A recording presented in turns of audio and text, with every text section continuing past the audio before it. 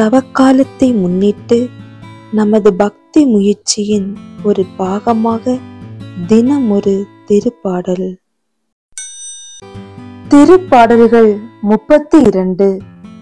பாவ அறிக்கையும் மன்னிப்பும். எவரது குற்றம் மன்னிக்கப்பட்டதோ, எவரது பாவம் மறைக்கப்பட்டதோ அவர் பேறு பெற்றவர்.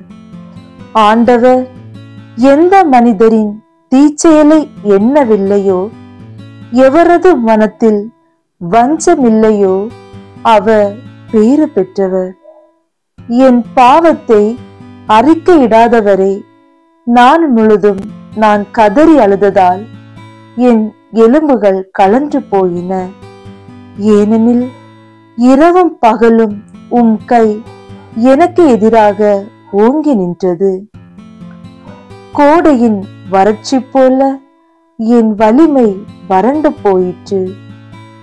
என் பாவத்தை உம்மிடம் அறிக்கையிட்டேன். என் தீச்செயலை நான் மறைத்ததில்லை. ஆண்டவரிடம் என் குற்றங்களை ஒப்புக்கொள்வேன் என்று சொன்னேன். நீரும் என் நெறிக்கேட்டையும் பாவத்தையும் போக்கினீர். ஆகவே துன்ப வேளையில் உம் அன்பர் அனைவரும் உம்மை நோக்கி மன்றாடுவர். பெருவெள்ளம் பாய்ந்து வந்தாலும் அவர்களை அது அணுகாது. நீரே எனக்கு புகலிடம். இன்னலில் இன்று என்னை நீர் பாதுகாக்கின்றீர்.